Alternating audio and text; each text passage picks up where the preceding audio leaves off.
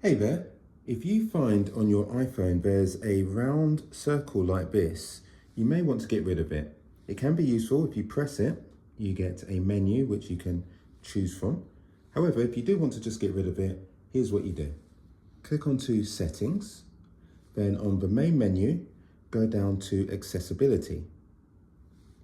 From here, we come down this list to Touch.